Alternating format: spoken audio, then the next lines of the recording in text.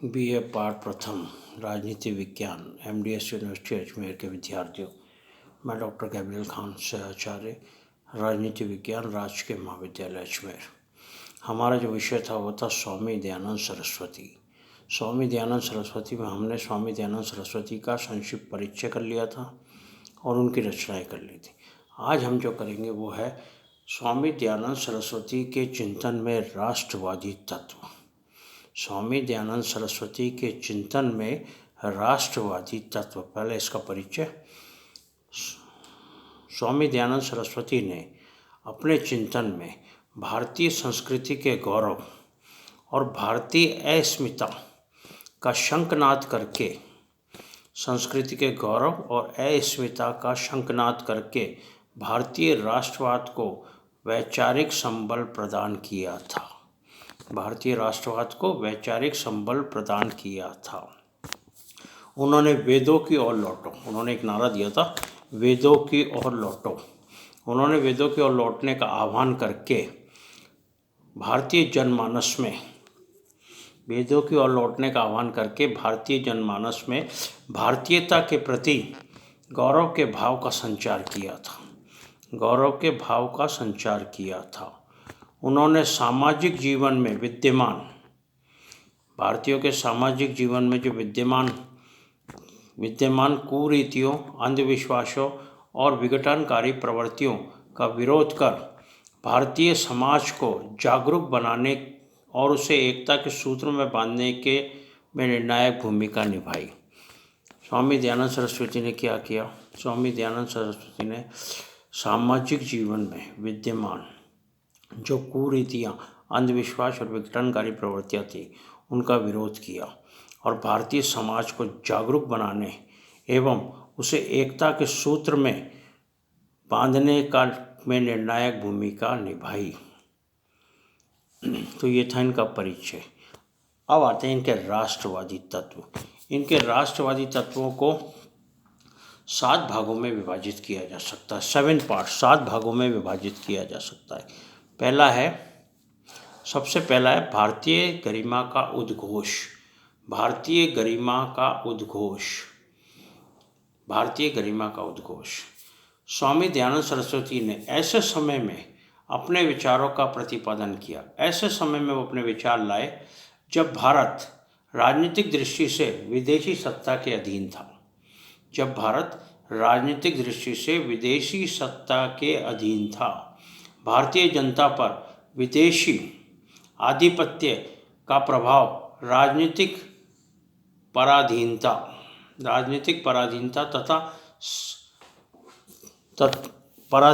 तक ही सीमित नहीं था।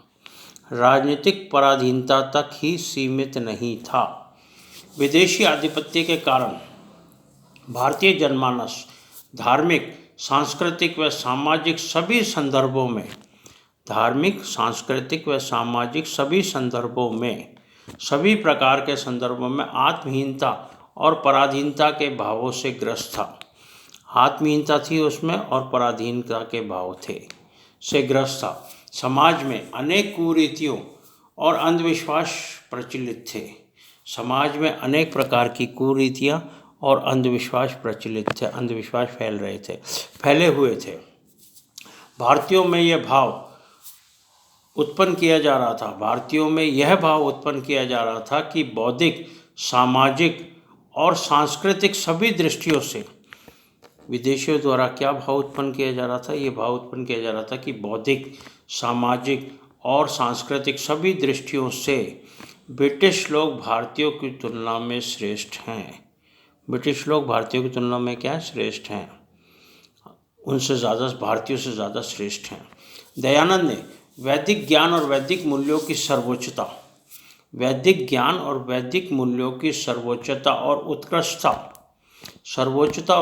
का उद्घोष करके भारतीयों में अपने गौरव में अतीत और समृद्ध सांस्कृतिक विरासत के प्रति अभिमान के भाव जागृत किए। किसके प्रति? सांस्कृतिक विरासत के प्रति अभिमान के भाव जागृत किए। दयानंद सरस्वती ने स्पष्ट शब्दों में घोषणा की थी दयानंद सरस्वती ने यह कहा था, स्पष्ट शब्दों में घोषणा की थी कि भारत की पराधीनता का मुख्य कारण क्या है। भारत की पराधीनता का मुख्य कारण यह है कि भारतीय जनता ने वेदों में प्रतिपादित वेदों में प्रतिपादित जीवन मूल्यों और आचरण के नियमों की उपेक्षा करनी प्रारंभ कर दी है। जीवन मूल्यों एवं आचरण के नियमों की अवहेलना करना प्रारंभ कर दी है, उपेक्षा करना प्रारंभ कर दी है, यह दयानंद सरस्वती ने कहा था।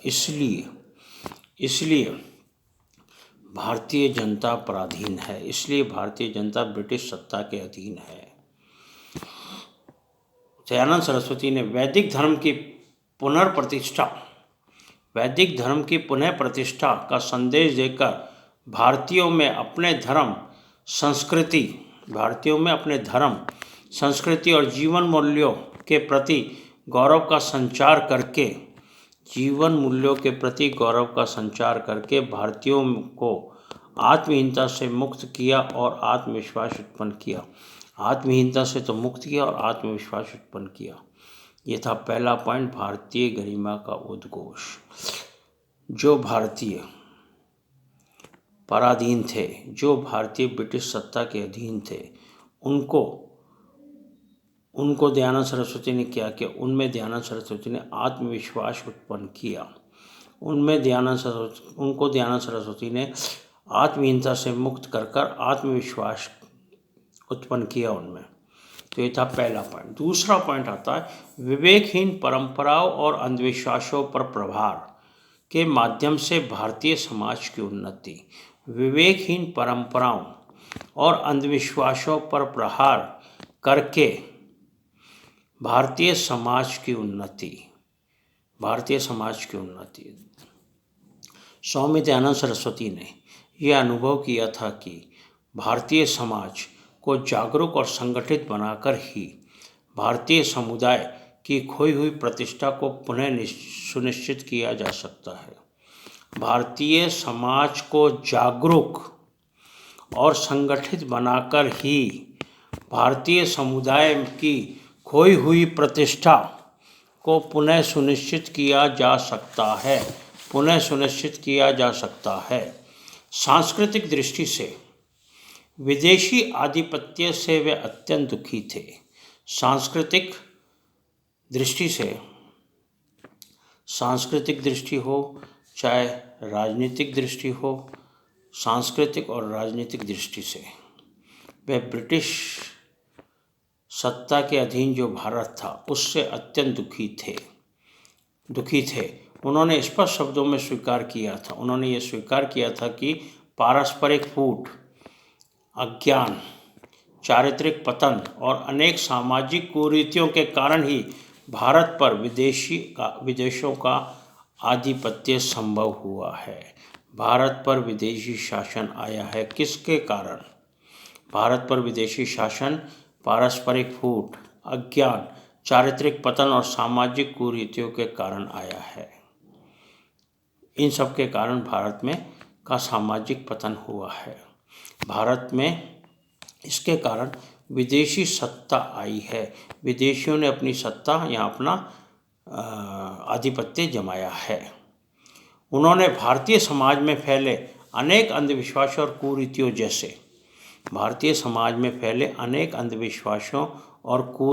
जैसे अस्पृश्यता,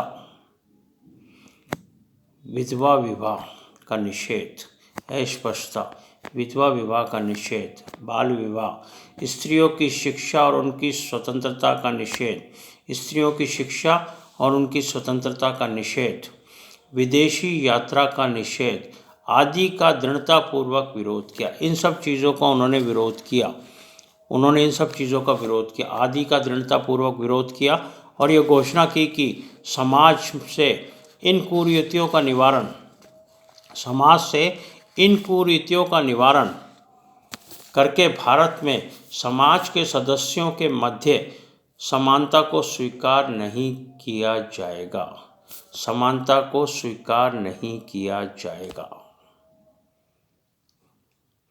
तथा स्त्रियों व शूद्रों को शिक्षा व आत्म उन्नति के अवसर प्रदान नहीं किए जाएंगे, तब तक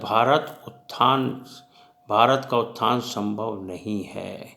जब तक ये सब नहीं होगा, भारत का उत्थान संभव नहीं। क्या नहीं होगा? जो कुरीति और अंधविश्वास है उनका निराकरण।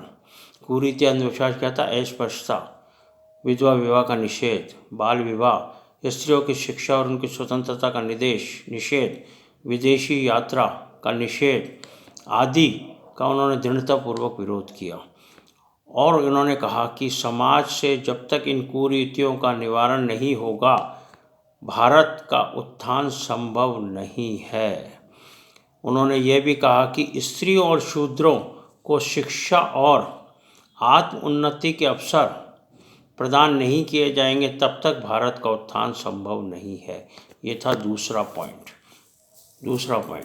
तीसरा पॉइंट आता भारत की स्वतंत्रता के प्रति आग्रह। भारत की स्वतंत्रता के प्रति आग्रह। दयानंद ने भारत के स्वतंत्रता आंदोलन में सक्रिय रूप से भाग नहीं लिया था। भारत का जो स्वतंत्रता आंदोलन था उसमें सक्रिय रूप से भाग नहीं लिया था, लेकिन फिर भी भारत की स्वतंत्रता के प्रति उनके चिंतन में, भारत की स्वतंत्रता के प्रति उनका आग्रह उनके चिंतन में देखने को मिलता है। उन्होंने सक्रिय रूप से भाग नहीं लिया था, लेकिन जो उनका चिंतन है उसमें भारत की स्वतंत्रता के प्रति आग्रह देखने को मिलता है। वह विदेशी सत्ता या विदेशी शासन से मुक्ति के लिए विदेशी शासन से मुक्ति को भारत के लिए आवश्यक मानते थे। भारत को विदेशी शासन से मुक्त होना चाहिए, विदेशी शासन से मुक्ति को भारत के लिए आवश्यक मानते थे। उनका मत था कि वो कहते थे कि विदेशी शासन के अधीन भारतीय जनता को अनेक प्रकार के कष्ट सहने पड़ रहे हैं। विदेशी शासन के अधीन भारतीय जनता को अनेक प्रकार के कष्ट सहने पड़ रहे हैं। उनके अनुसार विदेशियों ने भारतीय पर राजनीतिक आधिपत्य ही स्थापित नहीं किया है, केवल राजनीतिक आधिपत्य ही स्थापित नहीं किया है, अपितु उन्होंने सांस्कृतिक दास्तान में भी जकड़ रखा है। भारतीयों को सांस्कृतिक दास्तान में भी जकड़ रखा है, भारतीय सांस्कृतिक दास्तान में भी जकड़े हुए हैं। दयानंद सरस्वती राजा राम मोहन रॉय जैसे लोगों के मत से सहमत नहीं थे। राजा राम मोहन रॉय जैसे लोगों के मत से सहमत नहीं थे। क्या मत था उनका? कि ब्रिटिश संपर्क भारत के लिए वरदान सिद्ध हुआ है। ब्रिटिश संपर्क भारत के लिए वरदान सिद्ध हुआ, इससे वह सहमत नहीं थे। उनका मत था कि व्यवहार में ब्रिटिश शासन भारत के लिए हर दृष्टि से अकल्याणकारी सिद्ध हुआ है। उन्होंने कहा था कि ब्रिटिश शासन हर दृष्टि से भारत के लिए अकल्याणकारी सिद्ध हुआ है। तो ये था स्वामी दयानंद सरस्वती का तीसरा पॉइंट, भारत की स्वतंत्रता के प्रति आग्रह। वो जो स्वतंत्रता आंदोलन था उसमें उन्होंने सक्रिय रूप से भाग नहीं लिया, परंतु उनके जो चिंतन था उसमें भारत की स्वतंत्रता का आग्रह देखने को मिलता है। वह इस मत से, राजा राम मोहन रॉय के मत और दूसरे लोगों के मत से बिल्कुल सहमत नहीं थे कि ब्रिटिश शासन भारत के लिए वरदान सिद्ध हुआ है। वो ये कहते थे कि ब्रिटिश शासन भारत के लिए अकल्याणकारी सिद्ध हुआ है। चौथा पॉइंट आता है स्वदेशी भावना पर बल। स्वदेशी भावना पर बल। स्वामी दयानंद सरस्वती ने भारतवासियों में पश्चिम सभ्यता स्वामी दयानंद सरस्वती ने भारतवासियों में पश्चिमी सभ्यता के अंधानुकरण की प्रवृत्ति की तीव्र आलोचना की थी। भारतवासी पश्चिमी सभ्यता की ओर खींचे जा रहे थे, उसकी उन्होंने आलोचना की थी। उनका मत था कि स्वदेशी मूल्य, स्वदेशी शिक्षा पद्धति और स्वदेशी वस्तुओं को छोड़कर विदेशी वस्तुओं के पीछे भागने की भारतवासियों की प्रवृत्ति भारतीय जनता की मानसिक दास्ता को इंगित करती है। भारतीय जनता की मानसिक दास्ता को इंगित करती है, मानसिक दास्ता बताती है। उन्होंने कहा था कि दयानंद ने भारतीयों को आह्वान किया था कि उन्होंने भारतवासियों को आह्वान किया था कि स्वदेशी वस्तुओं का प्रयोग करें, स्वदेशी वस्तु जो उसका प्रयोग करें एवं स्वयं की जीवन पद्धति व मूल्यों की प्रणाली का महत्व समझकर उसका समुचित सम्मान करें, समुचित सम्मान करें। ये था दयानंद सरस्वती का चौथा पॉइंट, राष्ट्रवादी तत्व का।